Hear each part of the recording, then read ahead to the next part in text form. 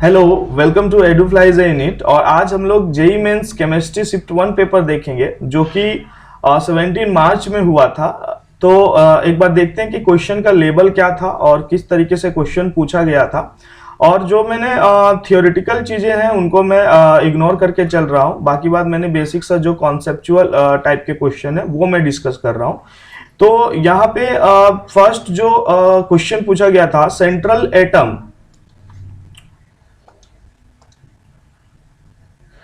of a compound contains 2 lone pair and 3 sigma bond, then possible shape of compound is। ठीक है, आपको बताया गया है कि भाई एक सेंट्रल एटम है किसी कंपाउंड का। मान लीजिए ए आपका एक सेंट्रल एटम है कंपाउंड का और उसके पास 2 लोन पेयर है। ठीक है, 2 लोन पेयर है and 3 sigma bond, 3 sigma bond ये कंटेन कर रहा है। तो इसमें आपको पूछा गया था कि हाइब्रिडाइजेशन क्या होता है। ठीक है, तो हाइब्रिडाइजेशन फाइंड करने के लिए हम लोग सबसे पहले देखते हैं कि टोटल नंबर ऑफ सिग्मा और लोन पेयर कितने हैं। तो वो कितने हैं, 1 2 3 4 5। तो इस सिचुएशन में क्या होगा, आपको क्या करना है, जितना सम आता है उसको आप क्या करोगे, उतने ऑर्बिटल का इंटरमिक्स करवा दोगे। ठीक है, उतने ऑर्बिटल का आप हाइब्रिडाइज करवा दोगे। मतलब एक s ऑर्बिटल कार्बन का और 3 p ऑर्बिटल, टोटल 4 ऑर्बिटल और एक d ऑर्बिटल, मतलब sp3d जो होगा इसका वो हाइब्रिडाइजेशन होगा। ठीक है, तो ये सिंपल टेक्निक होता है जब भी कभी हम लोग हाइब्रिडाइजेशन पढ़ाते हैं या उसमें आपको डायरेक्टली फाइंड करना है कि क्या होता है हाइब्रिडाइजेशन। तो आप सिंपल क्या कीजिएगा कि भाई number of sigma bond count कर लीजिएगा, उसमें जितने लोन पेयर उतने काउंट कर लीजिएगा और सभी को सम कर दीजिएगा। तो उस सिचुएशन में क्या होगा, आपको जितने आएंगे, जितना भी आएगा उससे क्या करना आप कि उसका हाइब्रिडाइजेशन फाइंड कर लेना। मान लो यहाँ पे 3 आता तो 3 ऑर्बिटल को हम लोग मिक्स करते तो उसका हाइब्रिडाइजेशन sp2 आ जाता। ठीक है, तो इसमें 4 ऑप्शन दिए गए थे। सीसॉ दिया गया था, है ना, और बाइपिरामिडल दिया गया था। तो इस तरीके से एक बार हम लोग ट्राइगोनल बाइपिरामिडल दिया गया था। तो एक बार देखते हैं कि इसमें क्या पॉसिबिलिटी है। sp3d हाइब्रिडाइजेशन है और 3 सिग्मा बॉन्ड है। ठीक है, तो 3 सिग्मा बॉन्ड है और 2 लोन पेयर है। तो इसका जो शेप होता है वो क्या होता है, शेप जो होता है वो टी शेप होता है। मान लीजिए यहाँ पे एक एटम मैंने यहाँ पे लिख दिया। दूसरा मैं क्या करता हूं, इस तरीके से यहाँ पे मैं x लिख देता हूं। ठीक है, और 2 लोन पेयर को मैं यहाँ पे और यहाँ पे रख देता हूं और एक वापस से नीचे की तरफ x को रख देता हूं। ठीक है, तो ये शेप जो आपको दिख रहा होगा, ये शेप आपका क्या है, ये शेप आपका टी शेप है। ठीक है, ये आपका टी शेप है। सिंपल सा क्वेश्चन था केमिकल बॉन्डिंग चैप्टर से और डायरेक्ट क्वेश्चन आया हुआ है। अगर आप एक टेबल ही बना हुआ है उसमें कि किस तरीके से आप किसी का शेप फाइंड कर सकते हो, किस तरीके से आप किसी का स्ट्रक्चर फाइंड कर सकते हो। ठीक है, तो हमें कॉन्सेप्ट क्या इसमें ध्यान रखना था कि भाई पहले हम लोग हाइब्रिडाइजेशन फाइंड करें और फिर उसमें देख लें कि क्या हो सकता है। वो ट्राइगोनल बाइपिरामिडल भी हो सकता है, लेकिन लोन पेयर 2 आ गए उस एटम की जगह, तो ये क्या होगा, कौन सा शेप होगा, टी शेप होगा। ठीक है, आगे बढ़ते हैं नेक्स्ट क्वेश्चन। तो अभी तक लेबल वैसा कुछ है नहीं। What is the order of electron, what is the order of electron gain enthalpy among fluorine, chlorine, bromine and iodine. Direct question book से आया हुआ है, एनसीईआरटी से ही आया हुआ है। ठीक है, कि what is the order of electron gain enthalpy. तो इलेक्ट्रॉन गेन एंथैल्पी क्या होता है, इलेक्ट्रॉन गेन एंथैल्पी क्या होता है, heat released when one atom is added to, heat released when one electron is added to, electron is added to a gaseous neutral atom. ठीक है, अगर आप किसी एटम में एक न्यूट्रल एटम जो कि गैसेस स्टेट में है, सिंपल एक डेफिनेशन है, एनसीईआरटी में आपको मिल जाएगा। तो उसमें जब आप एक इलेक्ट्रॉन को ऐड करते हो तो कितना हीट रिलीज हुआ, ठीक है, वही हमारा क्या कहलाता है, इलेक्ट्रॉन गेन एंथैल्पी कहलाता है। ठीक है, इलेक्ट्रॉन गेन एंथैल्पी कहलाता है। अब ध्यान से समझना कि ये मैंने लिया फ्लोरीन और इसके बाद हमने लिया क्लोरीन और फिर ब्रोमीन एंड आयोडीन। ठीक है, ब्रोमीन एंड आयोडीन। तो यहां पे अगर आप टॉप टू बॉटम आओगे तो यहां पे क्या आपको दिखेगा कि यार इसका साइज ना इंक्रीज कर रहा है, इसका साइज इंक्रीज कर रहा है। ठीक है, तो जब आपका साइज इंक्रीज करेगा तो ये एक छोटा सा एटम है, रिलेटिवली ये बड़ा एटम है, ब्रोमीन और भी बड़ा एटम है और आयोडीन सबसे बड़ा होता है साइज के मामले में। टॉप टू बॉटम आप जाते हो किसी भी ग्रुप में तो क्या होता है, साइज इंक्रीज करता है। ठीक है, अब मैंने सभी के सामने एक एक इलेक्ट्रॉन रख दिया, तो क्या होता है, इजिली कौन एक्सेप्ट करेगा इसको, इजिली कौन एक्सेप्ट करेगा, मतलब जिसे कोई सा भी प्रॉब्लम नहीं होगा कि भाई मुझे इलेक्ट्रॉन नहीं चाहिए। तो साइज जिसका छोटा है, सिंपल लैंग्वेज में मैं समझा रहा हूं, साइज जिसका छोटा है, जो एटम छोटा है उसका जेड इफेक्टिव क्या होगा, जेड इफेक्टिव मतलब जो इफेक्टिव न्यूक्लियर चार्ज अट्रैक्ट करने का जो टेंडेंसी होगा वो फ्लोरीन के पास क्या होगा, ज्यादा होगा। तो जब हम इसमें एक इलेक्ट्रॉन को अगर ऐड करें तो ये इजीली ऐड हो जाएगा, मतलब ये स्टेबल हो रहा है अपने लाइफ में, मतलब जो हीट रिलीज होगा वो क्या होगा, नेगेटिव में होगा।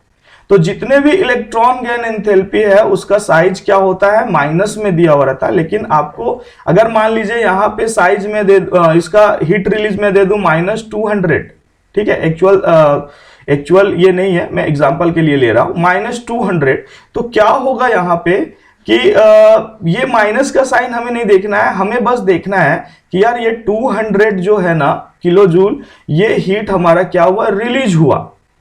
ठीक है, ये माइनस बता रहा है कि हीट रिलीज हुआ। यही आप एक नोबल गैस ले लेते हो, मान लीजिए हीलियम या नियोन में आप इलेक्ट्रॉन को ऐड करना चाहो, क्योंकि ये स्टेबल है तो ये इलेक्ट्रॉन को इजीली एक्सेप्ट नहीं करेगा। ठीक है, हम लोग को क्या करना पड़ेगा, एक्स्ट्रा एनर्जी देना पड़ेगा, तो इसका जो इलेक्ट्रॉन गेन एंथैल्पी होता है ये पॉजिटिव में होता है। ठीक है, तो ये बहुत ज्यादा ही कंफ्यूजन रहता है बच्चों में, इसलिए मैंने ये क्लियर कर दिया। ठीक है, अब देखिए टॉप टू बॉटम अगर आप आते हो तो क्या होगा कि इलेक्ट्रॉन एक्सेप्ट करने का टेंडेंसी डिक्रीज होगा, क्योंकि यार साइज इसका बढ़ गया। साइज बढ़ने से मतलब न्यूक्लियस इसका दूर चला गया, तो वो उतना इजिली अट्रैक्ट नहीं कर पाएगा, एक्सेप्ट नहीं कर पाएगा जितना इजिली फ्लोरीन हमारा एक्सेप्ट करेगा। तो इन जनरल मैं बता रहा हूं कि टॉप टू बॉटम जब जाते हो आप तो क्या होता है, इलेक्ट्रॉन गेन एंथैल्पी क्या होता है, डिक्रीज करता है, फ्लोरीन, क्लोरीन, ब्रोमीन, आयोडीन। ठीक है, लेकिन इसमें एक एक्सेप्शन है, फ्लोरीन और क्लोरीन में क्लोरीन का ज्यादा हो जाता है electron gain enthalpy in comparison to fluorine, उसके बाद जो है ट्रेंड वही फॉलो होगा। ठीक है, तो ये करेक्ट ऑर्डर ये होगा, एनसीईआरटी में भी दिया हुआ है ये चीज। ठीक है, करेक्ट ऑप्शन ये होगा, chlorine greater than fluorine, fluorine greater than bromine, bromine greater than iodine. ऐसा इसलिए होता है, मैं एक बार आपको कंप्लीट इसका सॉल्यूशन में बता देता हूं। फ्लोरीन और क्लोरीन में क्लोरीन का ज्यादा इलेक्ट्रॉन गेन एंथैल्पी क्यों जाता है, मतलब क्लोरीन क्यों इजिली एक्सेप्ट कर लेता है, लेकिन फ्लोरीन है सो वो इजिली एक्सेप्ट नहीं करता, जबकि फ्लोरीन का साइज छोटा, ये क्वेश्चन बनता है। ठीक है, तो अगर आप देखिएगा फ्लोरीन का एटॉमिक नंबर 9, तो इसमें जो ऑर्बिट में इलेक्ट्रॉन है वो कितने हैं, 2,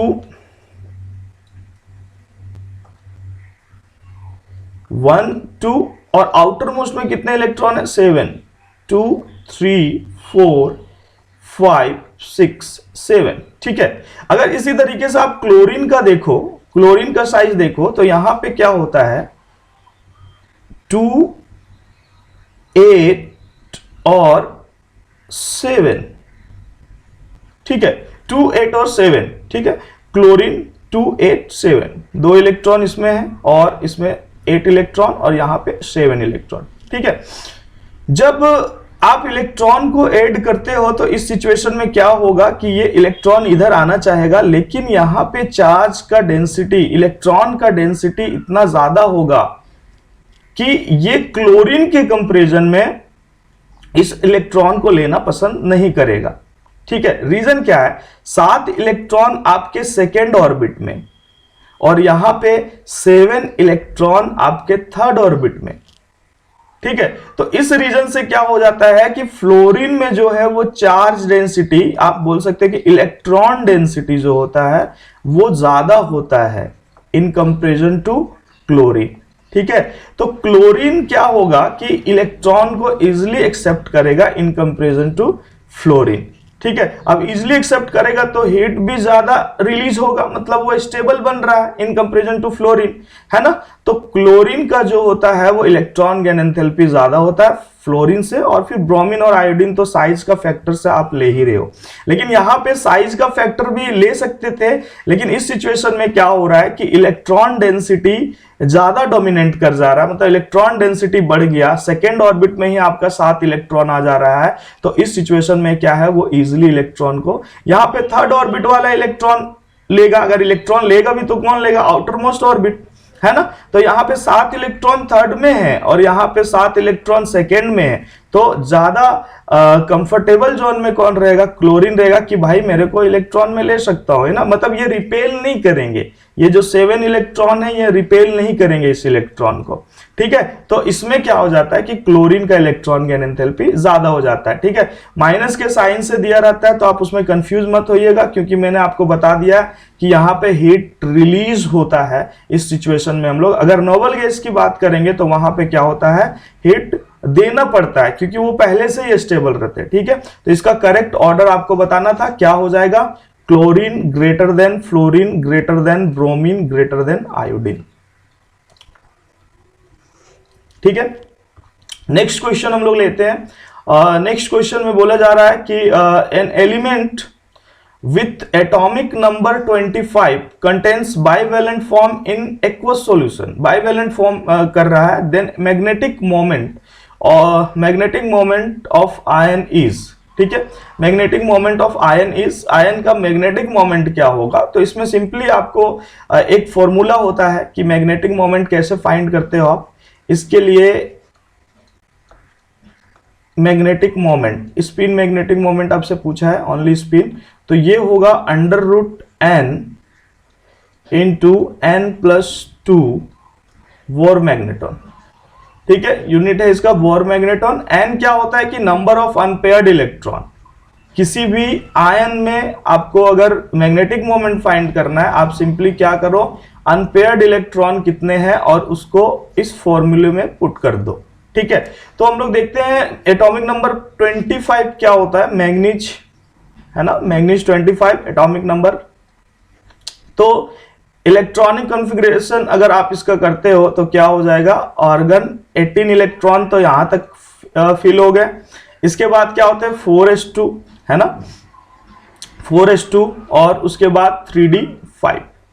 ठीक है, 3d5। लेकिन जब आप इलेक्ट्रॉन को निकालोगे तो कहां से निकालोगे, आउटर मोस्ट इलेक्ट्रॉन से, मतलब 4s से निकालोगे। तो कितने इलेक्ट्रॉन निकालना, आयंस, 2 बॉन्ड बना रहा है भाई, तो आयंस के फॉर्म में ये क्या रहेगा, Mn+2 के फॉर्म में रहेगा। तो 2 इलेक्ट्रॉन निकाल देना है, कहां से निकाल देना है हमें, 4s2 से निकाल देना है। तो क्या बच जाएगा इसका electronic configuration, organ 3d5। Okay, organ 3d5 मतलब अनपेयर्ड इलेक्ट्रॉन हमारे पास कितने बच गए, 5 इलेक्ट्रॉन बच गए, है ना। ये बेसिक सा चीज है, ये आपको समझ में आता होगा। ठीक है, 4 5, ठीक है, 5 अनपेयर्ड इलेक्ट्रॉन। तो इस फॉर्मूले में अगर हम पुट करेंगे तो क्या हो जाएगा, 5 × 5+2, जो कि क्या आएगा हमारा अंडर रूट 35 बोर मैग्नेटॉन।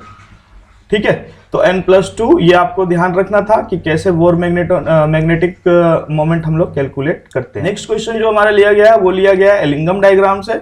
इसमें आपको बोला जा रहा है कि in the following Ellingham diagram at the point of intersection and when slope of graph suddenly increases represent, क्या रिप्रेजेंट करता है, जब आपका कोई सा भी ग्राफ इंटरसेक्ट कर रहा है यहां पे। ठीक है, तो जब इंटरसेक्ट करता है तो उस समय क्या होता है, फ्री एनर्जी जो होता है, फ्री एनर्जी चेंज होता है, डेल्टा जी जो होता है वो हमारा क्या होता है, 0 होता है। ठीक है, कोई सा ग्राफ जब इंटरसेक्ट करता है लाइन इंटरसेक्ट करता है तो हमारा क्या होता है, डेल्टा जी जो होता है वो 0 होता है। और आगे जो पूछा है कि when slope of graph suddenly increase represent, अचानक से इंक्रीज कर गया, देखिए स्लोप यहां पे इंक्रीज किया, स्लोप यहां पे इंक्रीज किया, ठीक है, स्लोप यहां पे इंक्रीज किया, तो ये सब क्या बताएगा, जब slope of graph suddenly increase तो ये क्या बताएगा, तो ये एक्चुअल में बताता है मेल्टिंग पॉइंट ऑफ मेटल का। प्यूरिफिकेशन ऑफ ओर सिंपल सा क्वेश्चन है, एलिंगम डायग्राम अगर आपने पढ़ा होगा तो ये डायरेक्टली आपको समझ आ जाएगा। और थ्योरी में भी लिखा हुआ है कि जब आप ग्राफ को इंटरसेक्ट करेगा तो डेल्टा जी 0 होगा, और आपका जब स्लोप अचानक से चेंज करता है तो क्या हुआ, इंक्रीज होगा, तो वो हमारा मेल्टिंग पॉइंट ऑफ मेटल के बारे में बताता है। ठीक है, आगे चलते हैं हम लोग नेक्स्ट क्वेश्चन पे। नेक्स्ट क्वेश्चन बोल रहा है identify the correct order of Li plus, Na plus, K plus, Rb plus and Cl plus in water is. Water में हमें कंडक्टिविटी पूछा है, ठीक है, वाटर में हमें पूछा गया है कि करेक्ट ऑर्डर ऑफ कंडक्टिविटी, जब आयंस कंडक्टिविटी जो डिपेंड करता है, ठीक है, कंडक्टिविटी जो डिपेंड करता है वो किस पे डिपेंड करता है कि इलेक्ट्रॉन इधर उधर कितना मूव कर रहा है ना, मतलब मोबिलिटी पे, ठीक है, और मोबिलिटी किस पे डिपेंड करता है, साइज पे,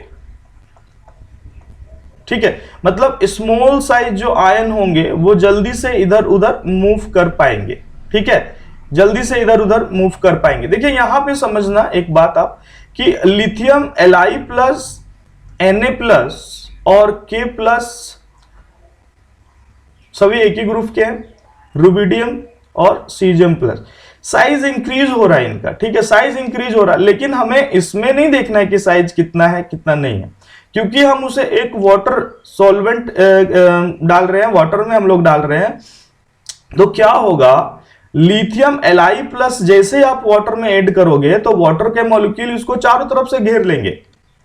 क्यों घेर लेंगे भाई, H2O, H partial positive, O partial negative, है ना, तो H वाला पार्ट हाइड्रेट कर देंगे, कहने का मतलब है कोई सा भी आयन जाएगा तो उसको चारों तरफ से घेरेगा, है ना, तो इफेक्टिवली किसको घेर पाएगा, मान लीजिए लिथियम का साइज ये है, उसके बाद सोडियम बड़ा हो गया, है ना, पोटेशियम बड़ा हो गया, और साइज बड़ा होने से चार्ज भी क्या होता है, चार्ज का डेंसिटी भी कम होता है, रुबिडियम और बड़ा हो गया और सीजियम और बड़ा हो गया, तो जो इफेक्टिवली घेर पाएंगे, है ना, कौन घेर पाएंगे, Li प्लस को वाटर ज्यादा घेर पाएंगे, तो इस सिचुएशन में क्या होगा कि इसका साइज बड़ा हो जाएगा, मतलब Li प्लस का जो है इन वाटर H2O इसका साइज बड़ा हो जाएगा, क्योंकि चारों तरफ से ये H2O घेर लेंगे। क्यों घेर रहे हैं, फिर से मैं आपको एक बार क्लियर कर देता हूं, ये जो वाटर होता है, hydrogen is partial positive, oxygen is partial negative, ये इसको हाइड्रेट कर ले, ठीक है,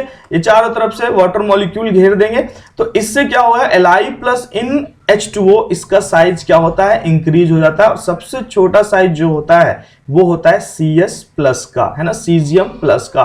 तो स्मॉल साइज Cs प्लस का, समझ रहे हो, वाटर में देख रहे हैं हम लोग, इन जनरल Li प्लस सबसे छोटा होता है, लेकिन जब आप वाटर ले रहे हो उसमें तो Cs प्लस का क्या हो जाएगा, साइज आपका छोटा हो जाएगा।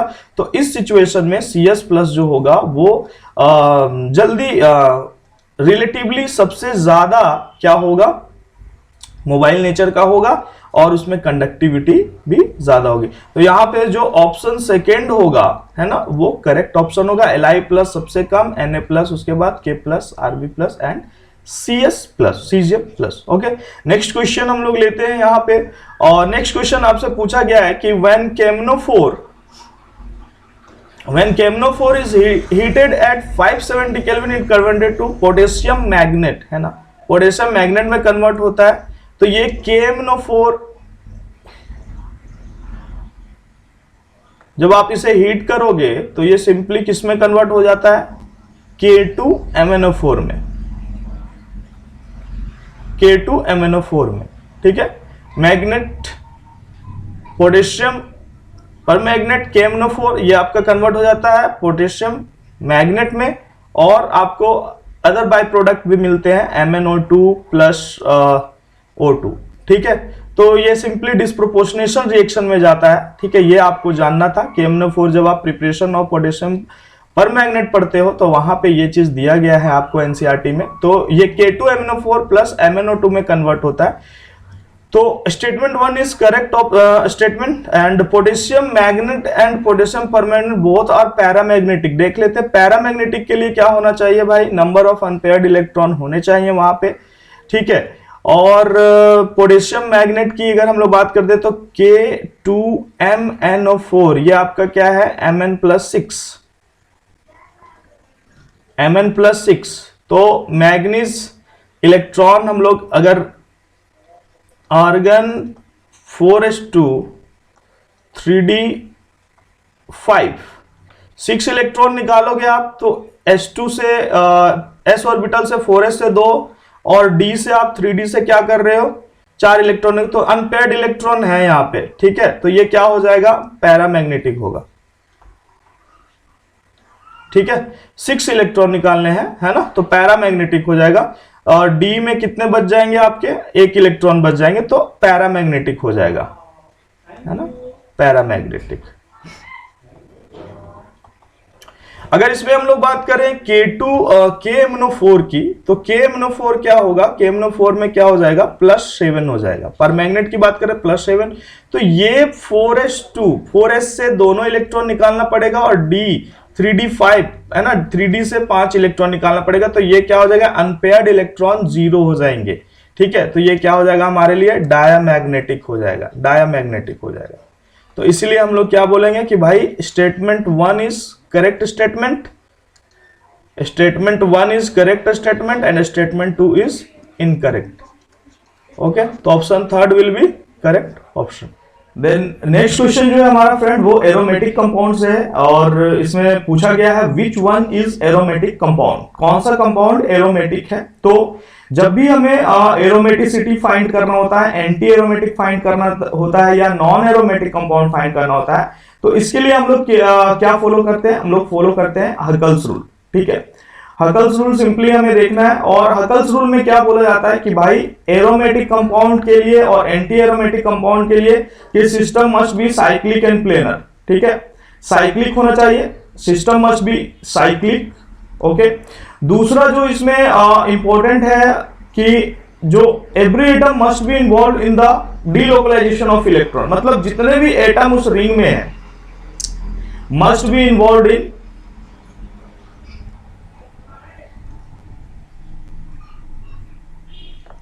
Must be involve in resonance आप कह सकते हो। ठीक है, डीलोकलाइजेशन ऑफ इलेक्ट्रॉन या रेजोनेंस।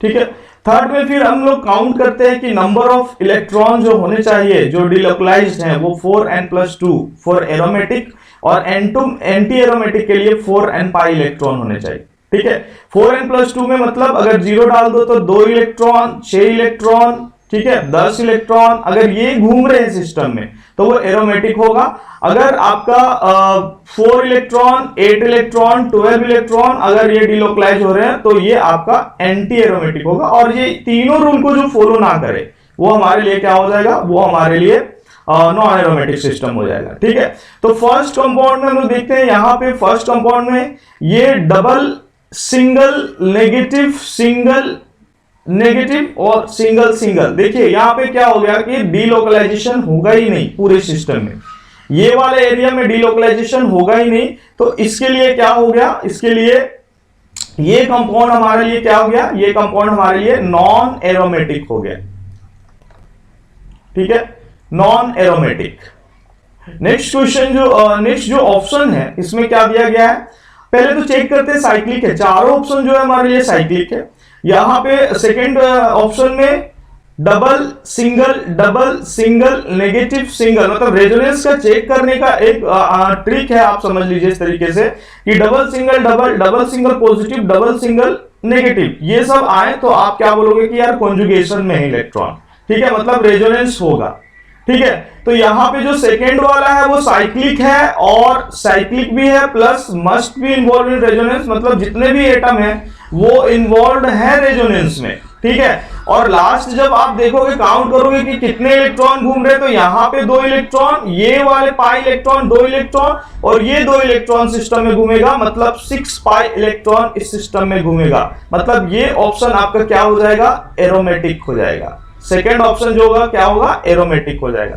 थर्ड की बात करें, cyclic, double single positive single. देखिए रेजोनेंस सभी एटम में हो रहा है, मतलब सभी एटम इन्वॉल्व है डीलोकलाइजेशन ऑफ इलेक्ट्रॉन में। लेकिन अगर कितने इलेक्ट्रॉन घूम रहे, 2 4, ठीक है, 4 पाई इलेक्ट्रॉन घूम रहे हैं, मतलब ये क्या हो जाएगा, ये सिस्टम हमारा एंटी एरोमेटिक कंपाउंड होता, एंटी एरोमेटिक कंपाउंड होता। और लास्ट वाला देखिए, यहाँ पे कॉन्जुगेशन ही ब्रेक हो गया, तो ये हमारे लिए क्या हो जाएगा, ये हमारे लिए नॉन एरोमेटिक कंपाउंड होगा, नॉन एरोमेटिक सिस्टम होगा।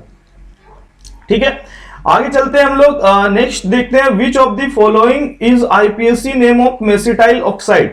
ठीक है, तो जो मेसिटाइल ऑक्साइड का स्ट्रक्चर आपको समझना पड़ेगा इसके लिए, है ना। तो मेसिटाइल स्ट्रक्चर ऑक्साइड जो होता है, मेसिटाइल ऑक्साइड, ये आपका सिंपल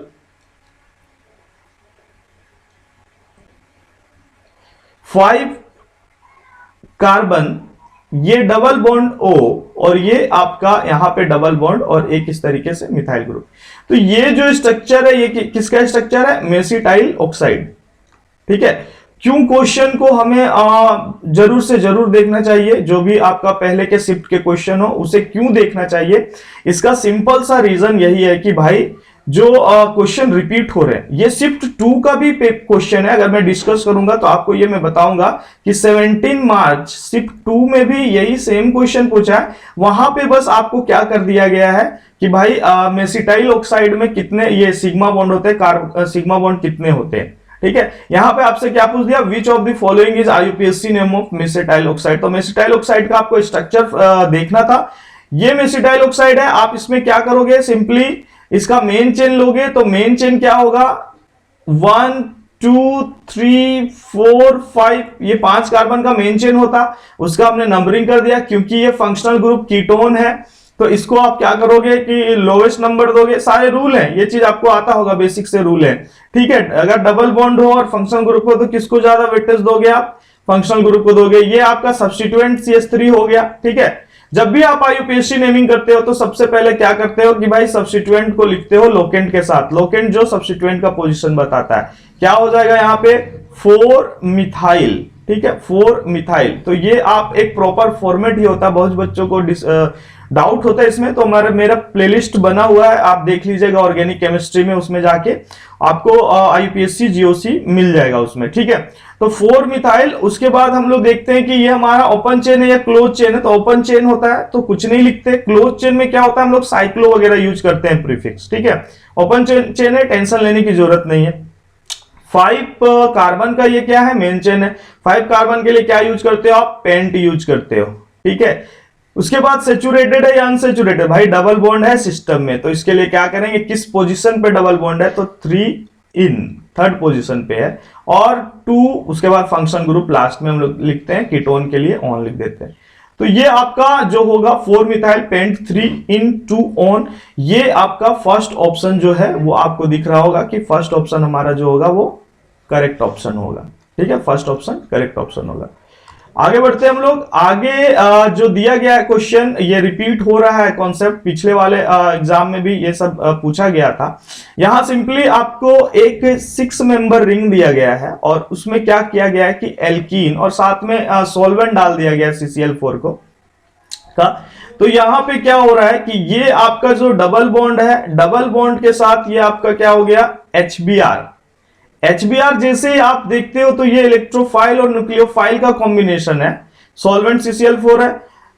तो ये क्या करेगा कि भाई जैसे ही आप किसी एल्कीन में आप ऐसा सिस्टम लेके जाते हो जो इलेक्ट्रोफाइल और न्यूक्लियोफाइल का कॉम्बिनेशन है, तो आपको याद आता है कि भाई ये मार्कोनिकॉफ रूल जैसा है ना, मार्कोनिकॉफ रूल फॉलो करेगा। लेकिन आपको उससे पहले एक बात और ध्यान देना है, मार्कोनिकॉफ डायरेक्टली कर सकते हो, लेकिन एक बात और ध्यान देना है कि भाई क्या कार्बोकेटायन जो बनेगा वो रीअरेंजमेंट में जाएगा। ये देखिए यहाँ पे पार्शियल पॉजिटिव, ये पार्शियल नेगेटिव, ये शिफ्ट होके इस पे अटैक मारेगा, तो हमारा जो इंटरमीडिएट है कार्बोकेटायन का इंटरमीडिएट, वो क्या बन जाएगा, 6 मेंबर रिंग जैसा था वैसा ही रहेगा, जैसा था वैसा ही रहेगा।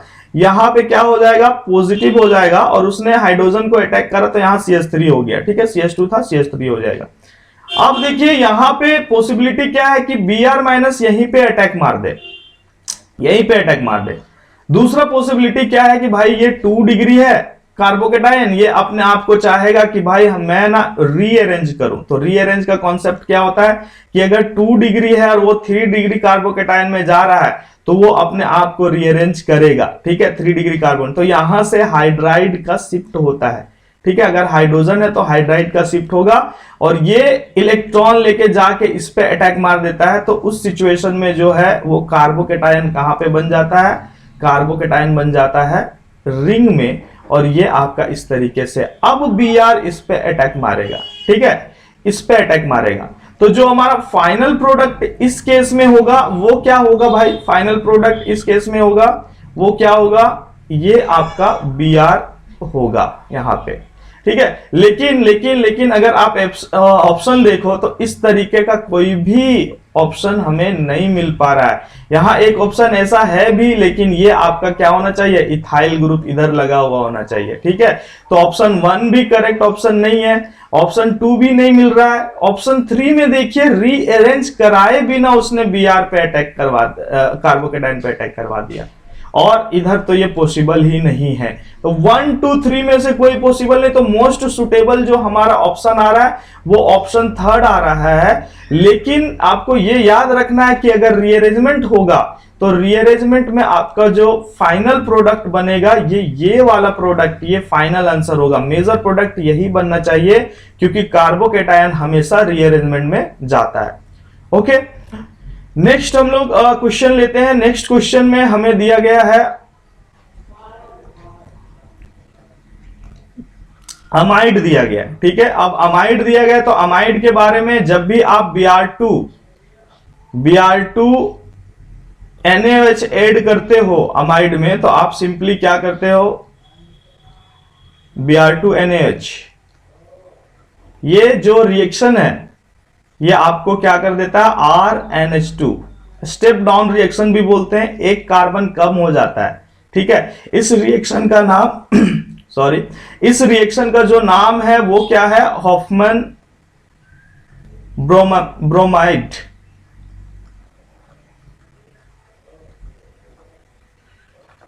डिग्रेडेशन, है ना, हॉफमैन ब्रोमाइड डिग्रेडेशन, ठीक है, ब्रोमाइड डिग्रेडेशन, ठीक है। तो इसमें सिंपली आपको क्या करना होता है, जो अमाइड होता है उसके CO को आपको गायब कर देना होता है, प्रॉपर इसका मैकेनिज्म है, ठीक है। मैं जब क्लास लूंगा तो वो चीजें बताऊंगा। लेकिन यहां पे क्या है कि RCONH2 आपका RNH2 में कन्वर्ट हो जाता है, अमाइन चैप्टर से था। तो ए प्रोडक्ट हमारा क्या मिल जाएगा, RNH2 मिल जाएगा। और जब आप इसमें 1 डिग्री अमाइन आपका सिंपली अमाइन है, और उसमें जब आप क्लोरोफॉर्म डालोगे CHCl3, बहुत ही फेमस रिएक्शन है ये KOH, ठीक है। तो ये आपका क्या होता है, कार्बाइल अमाइन टेस्ट जो बोलते हैं, ये आपको आइसोसाइनाइड दे देता है, रोटेनेग स्मेल आता है इसमें, ठीक है, रोटेनेग स्मेल RNC दे देता है आपका, ठीक है। कार्बाइल अमाइन टेस्ट है ना, अमाइन का ये टेस्ट होता है, ठीक है। जब आप क्लोरोफॉर्म और KOH ऐड करते हो तो यहाँ पे आपको रोटेनेग स्मेल मिलता है, और ये आपका आइसोसाइनाइड दे देता है। तो इस तरीके से अगर हम लोग देखें तो फर्स्ट वाला जो है CONH2 वाला जो है वो A हमारा क्या हो जाएगा, A हमारा सिंपली जो बेंजीन है उसमें NH2 लगा देंगे, है ना, हॉफमैन ब्रोमाइड डिग्रेडेशन। NH2 के बाद हमने जैसे ही CHCl3 KOH डाला तो वो क्या हो जाएगा, NC में कन्वर्ट हो जाएगा। तो ऑप्शन 1 जो है फर्स्ट ऑप्शन, ये हमारा करेक्ट ऑप्शन होगा, ठीक है। ऑप्शन 1 जो होगा वो करेक्ट ऑप्शन होगा। ओके, नेक्स्ट क्वेश्चन पे हम लोग आते हैं। नेक्स्ट क्वेश्चन हमारा दिया हुआ है, what is which of the following is ammonolysis reaction. तो क्या होता है अमोनोलाइसिस रिएक्शन, अमाइन चैप्टर से फिर से, अमोनोलाइसिस अल्काइल हैलाइड का कॉम्बिनेशन होता है ये अमोनोलाइसिस रिएक्शन। तो जब आपका कोई सा भी RX रिएक्ट करता है, ठीक है, RX आपका किसके साथ रिएक्ट कर रहा है, अमोनिया के साथ, है ना। तो इस रिएक्शन को हम लोग क्या बोलते हैं, इस रिएक्शन को हम लोग बोलते हैं अमोनोलाइसिस रिएक्शन। ठीक है, यहां पे क्या होगा, X निकल जाएगा और इधर से आपका क्या हो जाएगा, H निकल जाएगा, तो RNH2 आपका बन जाएगा। ठीक है, RNH2 बन जाएगा। एक्सेस में रहेगा तो वापस से फिर ऐसो ये चीजें चलता रहेगा। ठीक है, अगर RX आपका एक्सेस में रहा तो वापस से चलता रहेगा। तो इस केस में क्या दिया हुआ है हमें, देखिए अमोनोलाइसिस। जब अमोनोलाइसिस का सिंपल मीनिंग आपने समझ लिया कि यार जब आपका कोई RX रिएक्ट करता है अमोनिया के साथ, है ना, तो उस सिचुएशन में जो रिएक्शन कहलाता है वो क्या कहलाता है, हमारा अमोनोलाइसिस रिएक्शन कहलाता है। फर्स्ट वाला ऑप्शन में अगर आप देखो तो फर्स्ट ऑप्शन में आपको क्या मिल रहा है कि भाई RX है, अमोनिया के साथ रिएक्ट कर रहा है और आपको RNH2 दे रहा है। ये कार्बोक्सिलिक, कोई अमोनोलाइसिस नहीं, NH2 अमोनोलाइसिस नहीं, साइनाइड अमोनोलाइसिस नहीं। तो सिंपल जो option first option will be correct option. ठीक है, आगे हम लोग आते हैं 13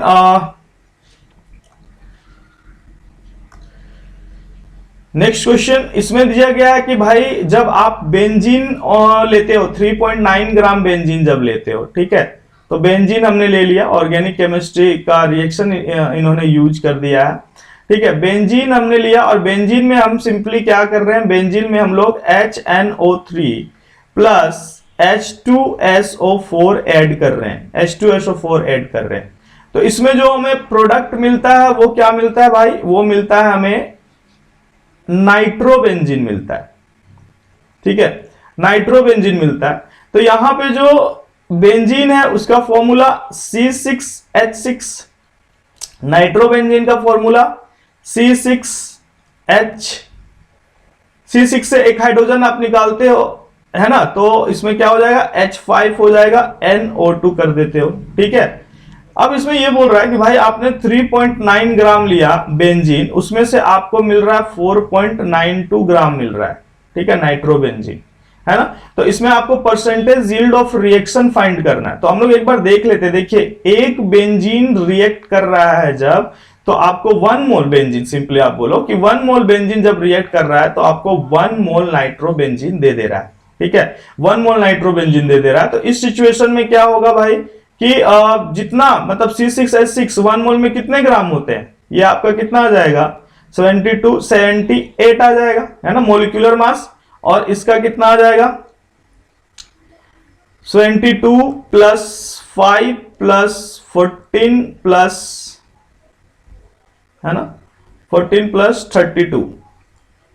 ठीक है, ये आपका 123 आ जाएगा। ठीक है, 123। तो भाई आप सिंपली ऐसे कर सकते हो कि 78 ग्राम जो बेंजीन है वो दे रहा है 123 ग्राम नाइट्रोबेंजीन।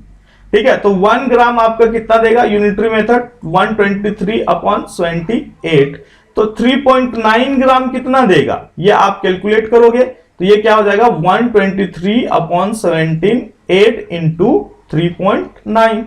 ठीक है, ये आपका 6.15 आ जाएगा। ठीक है, जब आप डिवाइड करोगे, कैलकुलेट करोगे तो 6.15 ग्राम आ जाएगा, 6.15 ग्राम। भाई आपको मिलना चाहिए था 6.15 ग्राम, लेकिन आपको मिल कितना रहा है, 4.92। ठीक है, कैलकुलेट करके हमें मिल रहा है 6.15, लेकिन मिल रहा है 4.192। तो यही तो परसेंटेज यील्ड होता है ना। परसेंटेज यील्ड क्या हो जाएगा, 4.92 अपॉन 6.15 इंटू 100। ठीक है, तो इसमें से कैलकुलेशन आप कर लोगे या मैं आपको इसमें बता रहा हूं, ये आपको 80% आएगा। ठीक है, 80% आएगा परसेंटेज। ठीक है, तो ये आप एक बार देख लेना, समझ लेना, बहुत ही इजी क्वेश्चन था। आपको बस यूज क्या करना था भाई, 1 मोल में 1 मोल नाइट्रोबेंजीन, तो 78 ग्राम में 123 ग्राम बेंजीन, तो 1 ग्राम में तो 3.9 ग्राम में कितना बेंजीन, नाइट्रोबेंजीन, 6.1 ग्राम नाइट्रोबेंजीन मिलेगा। तो भाई दिखा रहा है कि भाई 4.92 ही मिलता है, तो कितना है थियोरेटिकल यील्ड, परसेंटेज यील्ड। ठीक है, तो ये चीज आपका हो जाएगा 80%। नेक्स्ट हम लोग लेते हैं next question, which energy level of C5+। ठीक है, C5+ आयन के बारे में बोला है कि which energy level of C5+ ion will have the same energy as ground state of hydrogen atom. Ground state of hydrogen atom के बारे में बोल दिया भाई, n इक्वल टू सिंपल इसका क्या हो गया 1 हो गया। ठीक है, अब एनर्जी की अगर आप बात करो तो एनर्जी जो होता है किसी भी ऑर्बिट में, है ना, हाइड्रोजन लाइक स्पीसीज का, वो क्या होता है -13.6 Z square upon n square. ठीक है, Z square upon n square. तो इसमें क्या हो जाएगा कि जेड जो होगा वो एटम हो जाएगा, एन जो होगा वो क्या हो जाएगा हमारे लिए ऑर्बिट हो जाएगा। तो सिंपली एटॉमिक नंबर जेड जो हो जाएगा हमारे लिए एटॉमिक नंबर, और एन जो हो जाएगा वो हमारे लिए ऑर्बिट हो जाएगा। तो हम लोग क्या करेंगे, इसी को एनर्जी को इक्वल करना है C5+ का और हाइड्रोजन लाइक स्पीसीज का, हाइड्रोजन एटम ही दे दिया गया है। ठीक है, तो इसमें क्या करोगे आप, कार्बन का ले लेते हैं, एनर्जी जब निकालेंगे तो क्या हो जाएगा 6 का होल स्क्वायर और एन स्क्वायर। एन हम लोग नहीं पता है कि भाई कौन से ऑर्बिट में ये बराबर होगा उसके एनर्जी बराबर। यहां पे भी क्या करते हैं, हाइड्रोजन के लिए -13.6, हाइड्रोजन एटम के लिए 1 स्क्वायर, और किस ऑर्बिट में, ग्राउंड स्टेट में है तो 1 स्क्वायर ये हो जाएगा। ठीक है, तो जब आप n की वैल्यू कैलकुलेट करोगे ये सब सारा क्या होगा, कटेगा। ठीक है, तो n स्क्वायर जो हो जाएगा वो किसके बराबर हो जाएगा, 6 स्क्वायर के बराबर। मतलब n का वैल्यू जो हो जाएगा वो क्या हो जाएगा 6 हो जाएगा।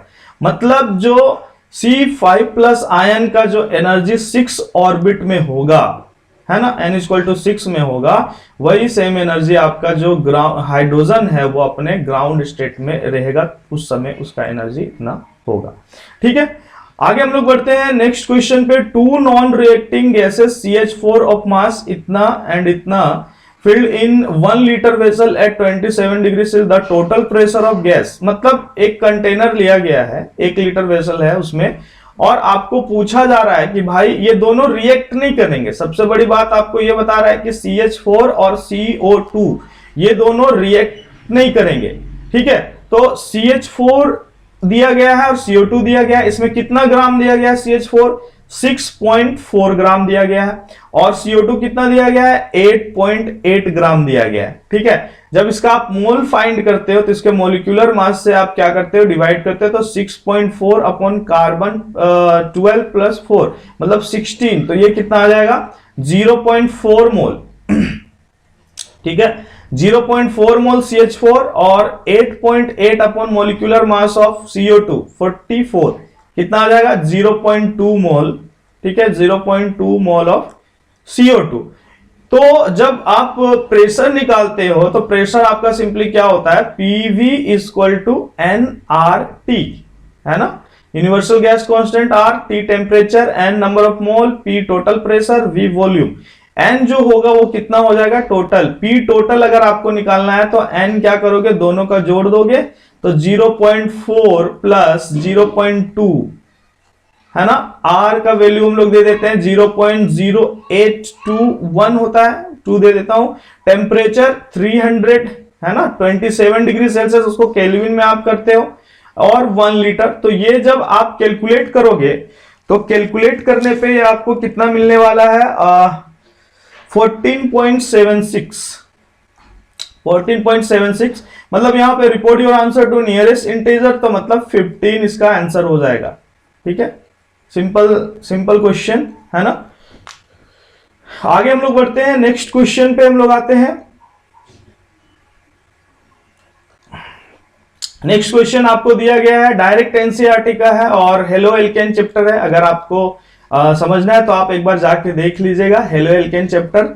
यहाँ पे हाइड्रोक्सिल ग्रुप को कैसे ऐड करते हैं वो डायरेक्ट आपको दिया गया है। तो क्लोरोबेंजीन में जनरली सब्स्टिट्यूशन नहीं होता क्लोरोबेंजीन का, है ना। उसका रीजन 4 रीजन डिफाइन किया गया है एनसीईआरटी में कि भाई रेजोनेंस होता है, उसके कारण इसमें पार्शियल डबल बॉन्ड आ जाता है, और इलेक्ट्रॉन डेंसिटी इतना ज्यादा रहता है रिंग में कि वो आने ही नहीं देता किसी न्यूक्लियोफाइल को, है ना। और 1-2 रीजन और है कि भाई जो फिनाइल केटायन होगा वो हमारे लिए स्टेबल केटायन नहीं होगा, sp2 कार्बन के कारण बॉन्ड छोटा हो जाता है तो बॉन्ड एनर्जी हाई हो जाता है। तो कुछ कुछ दिया गया है, एक्सप्लेन किया गया, आप एक बार जाके देखिएगा। तो यहाँ पे जब मैं NaOH लेता हूं और कंडीशन आपसे पूछा गया है कि भाई इसमें कन्वर्ट करने के लिए। तो वो ये डायरेक्ट आपका थ्योरी से था क्वेश्चन, जो कि आपको जाके देखना है एनसीईआरटी में, जो आपको मिलेगा कितना 623 केल्विन एंड 300 एटीएम। तो option first will be correct option, ठीक है। इसके बाद जो नेक्स्ट क्वेश्चन है, नेक्स्ट क्वेश्चन आपका क्या है, कीटोन के साथ इथाइलिन ग्लाइकोल दिया गया है, इथाइलिन ग्लाइकोल दिया गया है, और इथाइलिन ग्लाइकोल में सिंपल जो रिएक्शन करेगा, nucleophilic addition reaction chapter topic से ये है C2H5। C2H5 जब आप इथाइलिन ग्लाइकोल ऐड करते हो, CH2OH CH2OH ऐड करते हो, तो क्या होता है, जो इसका जो OH ग्रुप है, एक बार ये इस पे अटैक करता है, वापस से यहाँ पे H हो जाता है, दोबारा बार से ये अटैक करता है वहां पे, तो ये डायरेक्टली क्या होता है, कीटोन से क्या करता है, रिएक्ट होता है, ईस्टर से रिएक्ट नहीं होता, ये याद रखिएगा, है ना। ये जब न्यूक्लियोफाइल आपका OH माइनस हो या OH हो, उस केस का ये न्यूक्लियोफिलिक एडिशन रिएक्शन होता है किसी भी कीटोन में। कार्बोनिल चैप्टर से था ये, है ना, एसिटल, हेमी एसिटल, कीटल, हेमी कीटल, ये सब चीजें आपने पढ़ा होगा, उस टॉपिक से है। तो डायरेक्टली यहां पे क्या होता है कि ये आपका ग्रुप लग जाता है, ठीक है, ये ग्रुप लगता है, और जो ईस्टर है वो ईस्टर जैसा था वैसा ही रहेगा। प्रॉपर मैकेनिज्म अगर आप चाहते हो तो एक सिंपल मैं आपको जैसे दिखा देता हूं कि भाई ये मान लीजिए कीटोन ग्रुप है ना, कीटोन ग्रुप है, और कीटोन ग्रुप में क्या हो रहा है कि हम लोग ऐड कर रहे हैं, मान लो एल्कोहल, ये साथ वाला एल्कोहल है, मैंने ROH लिया, ये ROH का लोन पेयर क्या करेगा, इसके पार्शियल पॉजिटिव पे अटैक मारेगा, और ये O नेगेटिव होगा, तो उसी समय क्या होगा, H प्लस आपका सिस्टम में रहेगा, ड्राई सेल जो हम लोग बोल रहे हैं, ठीक है। तो ये आपका क्या हो जाएगा, C इधर से ऐड हुआ क्या, OR, उसका H इसमें आ जाएगा, तो ये क्या हो जाएगा, OH, ठीक है। तो अल्फा हाइड्रोक्सी जो है एक तरीके से यहाँ पे क्या है, एल्कोहल है, अल्फा एल्कोक्सी एल्कोहल है, इसे हम लोग क्या बोलते हैं, हेमिकीटल बोलते हैं, ठीक है। वापस से H प्लस इसमें जाएगा, OH2 प्लस बनाएगा, इसको निकालेगा, और फिर से एक OR लग जाएगा इसमें, ठीक है। तो जेम डाईथर हो गया, तो इसे हम लोग बोलते हैं कीटल बोलते हैं, ठीक है। इस सिचुएशन में क्या किया आपने, RO और RO को दोनों को लगा दिया, इस O को हटा के आपने सिंपली यहाँ पे OR और OR लगा दिया, ठीक है। प्रॉपर मैकेनिज्म है, डिटेल में और मैं आगे एक्सप्लेन कर दूंगा, लेकिन यहाँ पे आपको बस यही समझना था कि भाई जहां कीटोन होगा, कीटोन को ये क्या करेगा, इथाइलिन ग्लाइकोल का जो दोनों OH है वो अटैक करेंगे, ठीक है, और ये आपका प्रोडक्ट बना देंगे, ठीक है। लेकिन यहाँ पे जैसे कि COO2H है, इस पे तो भाई ईस्टर है, ये ईस्टर पे इसका रिएक्शन नहीं होता, तो जो प्रॉपर इसका करेक्ट ऑप्शन होगा, ये second option will be correct option, ठीक है। ये भी गलत होगा, ये भी गलत होगा, ठीक है, second option will be correct option. Next question हम लोग लेते हैं, नेक्स्ट क्वेश्चन टायरोसिन करके है, और ये आपका बायोमोलिक्यूल चैप्टर से है, एनसीईआरटी में डायरेक्ट इसका स्ट्रक्चर दिया गया है, उसके बारे में ज्यादा डिस्कशन करूंगा नहीं, ये आपका थ्योरेटिकल है, और आप डायरेक्ट जाके टायरोसिन का स्ट्रक्चर आप देख सकते हैं, बायोमोलिक्यूल चैप्टर में आपको मिल जाएगा, ठीक है, बायोमोलिक्यूल से रिलेटेड है। तो आजकल जो इंपॉर्टेंट हो जा रहा है केमिस्ट्री इन एवरीडे लाइफ, है ना, और इन्वायरमेंटल केमिस्ट्री और हमारे लिए बायोमोलिक्यूल, ये सबसे डायरेक्ट क्वेश्चन, अब नंबर ऑफ क्वेश्चन अब बढ़ गए हैं और डायरेक्ट क्वेश्चन आते हैं। नेक्स्ट क्वेश्चन जो है वो next question, when white phosphorus, ठीक है, जब फोस्फोरस आपका रिएक्ट करता है, व्हाइट फोस्फोरस P4 होता है ना, और नाइट्रोजन फैमिली से ये आपका दिया हुआ है, डायरेक्ट एनसीईआरटी बेस्ड क्वेश्चन है। P4 जब आपका किसी भी सोडियम हाइड्रोक्साइड के साथ रिएक्ट करता है, तो सोडियम ये क्या होता है, डिसप्रोपोर्शनेशन रिएक्शन में जाता है, डिसप्रोपोर्शनेशन रिएक्शन में जाता है, कहने का मतलब है ये PH3 फोस्फीन गैस बनाएगा, और साथ में ही ये आपका H3PO2 मतलब H2 PO2 माइनस, मतलब यहां पे Na प्लस आ जाएगा, तो ये आपका डिस्प्रोपोर्शनेशन रिएक्शन में गया PH3 में और इस सिचुएशन में, है ना। अब PH3 आपका जो होगा वो PH3 क्या होगा, PH3 रिएक्ट करेगा किसके साथ, AgNO3 के साथ, ठीक है, AgNO3 के साथ। तो ये AgNO3 आपका क्या करेगा, ये AgNO3 रिएक्ट करने पे ये जो P है Ag3P बना देता है ना, और साथ में आपका HNO3 बना देता है, ठीक है। अब 3 H है तो यहां से आप बैलेंस कर सकते हो, 3H, इसमें H3 है तो ये आपका 3H हो गया, और इसके कारण आपको यहाँ पे 3 लगाना पड़ेगा, ठीक है। तो कितना, how many moles of Ag3 react with per mole of gas, तो ये आपका सिंपली होगा आंसर 3 मोल, ठीक है। ऊपर वाले को आप बैलेंस कर दोगे, ये P4 का जो है ये P4 आप सिंपली PH3 ही मिलेगा, ठीक है। यहाँ पे आप ऐड कर सकते हो कितना, P1 यहाँ पे P2 है तो यहाँ पे आप 3 लगा सकते हो, ठीक है, 3 लगा सकते हो, तो ये आपका यहाँ पे 3Na भी लग जाएगा, ठीक है। तो 3Na, तो ये आपका एक बैलेंस्ड फॉर्म होगा। तो PH3 आपका जब रिएक्ट करता है AgNO3 के साथ और अर्जेंटम फॉस्फाइड बनाता है, और उसके बाद 3HNO3 ये आपको मिलता है। कितना क्वेश्चन में हमें क्या मतलब था, क्वेश्चन में मतलब था कि भाई when white phosphorus react with NaOH gas produce which is pass through AgNO3, है ना, गैस आपका फॉस्फिन गैस प्रोड्यूस हो रहा है, और आपको फाइंड करना था कि भाई then how many moles of AgNO3 react with per mole of gas, 1 mole PH3 से कितना मोल ऑफ AgNO3 रिएक्ट कर रहा है, तो आपको ये समझ में आ गया कि 3 mole. Okay, then next question हमसे पूछा गया केमिकल काइनेटिक्स से, compound decompose according to first order kinetic and its 32% is left after 570 second, the rate constant of reaction is x into 10 to the power minus 3 second inverse, the then value of x is, ठीक है। आपको सारे information लिख लेना है, क्या है इसमें जो इंपॉर्टेंट है कि भाई ये फर्स्ट ऑर्डर रिएक्शन है, ठीक है, कितना बचा हुआ है, 32% बचा हुआ है, कितने टाइम के लिए रिएक्ट हुआ, 570 सेकेंड के लिए, ठीक है। और के हमारा दिया हुआ है, किस फॉर्म में दिया हुआ है भाई, x, यही इसी x को हमें फाइंड करना है, मतलब हमें के ही निकालना है, रेट कांस्टेंट अगर निकालेंगे तो हमें हमारा प्रॉब्लम सॉल्व हो जाएगा, ठीक है। तो हमें एक रिलेशन पता है जो कि आप डायरेक्टली डिराइव भी कर सकते हो, के जो होता है फर्स्ट ऑर्डर के लिए 1/T ln, और जो आपका इनिशियल जो था और बाद में कितना बच गया, ठीक है, उस तरीके से आप देखते हो कि इनिशियल कंसंट्रेशन कितना था और बाद में कितना बचा हुआ है। आप, मैं डायरेक्टली ए नोट से कंसंट्रेशन से ले लेता हूं, ए नोट और लास्ट में कितना बच गया 80, ठीक है। तो इस तरीके से आप ये चीज कर सकते हो। तो इसमें आपका क्या हो जाएगा कि वैल्यू अगर आप पुट करोगे तो टाइम कितना है भाई 570 है, और इसमें ln है तो इसको हम लोग लॉग में कन्वर्ट कर लेते हैं, तो ये आसान होगा हमारे लिए। लॉग में कन्वर्ट करेंगे तो 2.303 कर देंगे, लॉग ए नॉट मतलब इनिशियल 100 मान के चले हैं तो बचा कितना है 32%, है ना, ये हमारे लिए आसान होगा।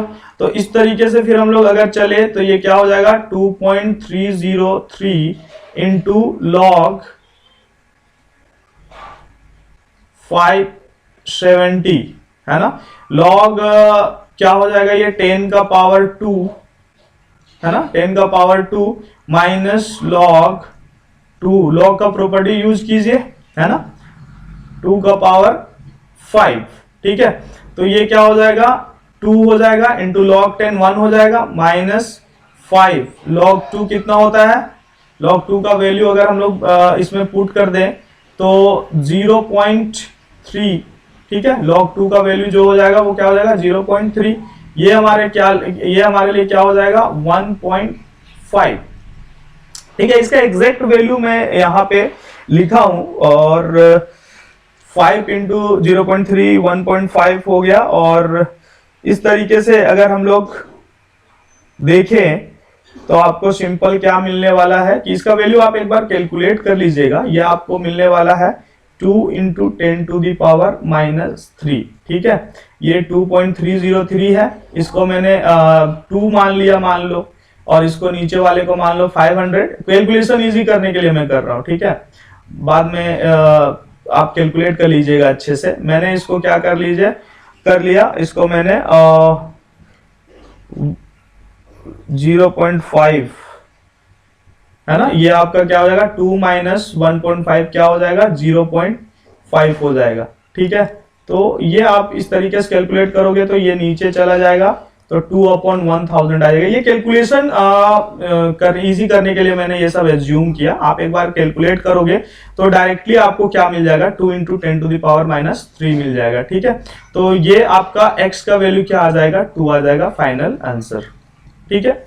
नेक्स्ट हम लोग यहाँ पे लेते हैं डायरेक्ट आपका फॉर्मूला बेस्ड क्वेश्चन है, और इसमें क्या आपसे पूछा गया कि solubility of a particular gas is x into this using following information kh into 10 pascal and p equal to इतना kilo pascal, then x is. तो ठीक है, प्रेशर जो होता है, कोई सोल्यूबिलिटी जो होता है वो डायरेक्टली प्रोपोर्शनल टू क्या होता है प्रेशर ऑफ गैस, ठीक है। सोल्यूबिलिटी की अगर हम लोग बात करें तो डायरेक्टली जो प्रोपोर्शनल होता है वो क्या होता है प्रेशर पे डिपेंड करता है, ठीक है भाई। तो यहाँ पे अगर एक कांस्टेंट ले लेते हैं तो P इक्वल टू क्या हो जाता है हमारा रिलेशन KH, ठीक है, और ये आपका सोल्यूबिलिटी, ठीक है, सोल्यूबिलिटी। तो अगर डायरेक्ट सारे वैल्यू हम लोग पुट कर दें तो इस सिचुएशन में KH का वैल्यू हमें क्या दिया हुआ है 8 × 10⁴ पास्कल। तो सोल्यूबिलिटी इक्वल टू प्रेशर कितना हुआ 20 किलो पास्कल में, इसको पास्कल में चेंज करते हैं, और नीचे में आपको क्या दिया हुआ 8 × 10⁴, ठीक है। तो इस तरीके से आपका क्या हो जाएगा, ये आपका 10 है ना, ये 1/4 मतलब क्या हो जाएगा 0.25। अब आपको 10⁻⁻² के टर्म में लिखना है इसको, तो आप क्या करोगे 25 × 10⁻², ठीक है। तो x का वैल्यू क्या आ जाएगा हमारे पास, ये आ जाएगा 25, फाइनल आंसर, ठीक है। तो बहुत ही सिंपल क्वेश्चन है और हर बार आते हैं, ऐसा नहीं कि इसी बार आया हुआ है। मतलब जो बच्चे पढ़ते हैं उनके लिए ये बहुत ही आसान पेपर रहता है। मतलब आपको बहुत बड़ी बुक के पीछे नहीं भागना है, मैं पहले ही बता दे रहा हूँ। हाँ, आप जाइए और बुक के पास सॉल्व कीजिए वो सब बुक, लेकिन क्या करना है आपको सबसे पहले अपना बेस को स्ट्रॉन्ग कीजिए। बेस को स्ट्रॉन्ग करने के बाद आप फिर नए नए आइडिया के साथ टफ क्वेश्चन सॉल्व कीजिए, ठीक है। लेकिन ऐसा नहीं है कि आप नए हो, आप प्रिपेयर कर रहे हो और डायरेक्टली आपको डरा दिया जाए कि भाई मुझे तो ये बुक सॉल्व करना है, मुझे तो वो बुक सॉल्व करना है, तभी मेरा IIT में सिलेक्शन होगा, तभी मेरा JEE मेंस में सिलेक्शन होगा। ऐसा कुछ नहीं है यार। बेसिक सा लाइन होता है NCERT का, उसी को हम लोग को थोड़ा सा डिराइव मतलब थोड़ा सा एक्सपैंड करके पढ़ना होता है, वही उसी लाइन को। तो सबसे पहले आप उस लाइन को समझिए, उसके बाद फिर अदर बुक में जाइए और हमें फॉलो करते रहिए, ठीक है। और सब्सक्राइब भी कर लीजिए अगर आपने सब्सक्राइब नहीं किया हुआ है तो, ठीक है। हम लोग बीच बीच में मटेरियल इसी तरीके से डालते रहेंगे, और शिव प्रकाश सर तो पूरा मेहनत कर ही रहे हैं इस चैनल पे, तो आप देख ही रहे होंगे कि आपके लिए वो पूरा दिन रात मेहनत कर रहे हैं। तो इसी तरीके से आप फॉलो करते रहिए, और JEE मेंस के और पेपर जो भी होंगे मैं उसका वीडियो बना के इसमें डालूंगा, और मुझे उम्मीद है कि आपको ये अच्छा लगा होगा, ठीक है। तो आज के लिए इतना ही, फिर हम लोग नेक्स्ट जो JEE मेंस का शिफ्ट 2 पेपर के साथ मैं मिलूंगा 17 मार्च का। 16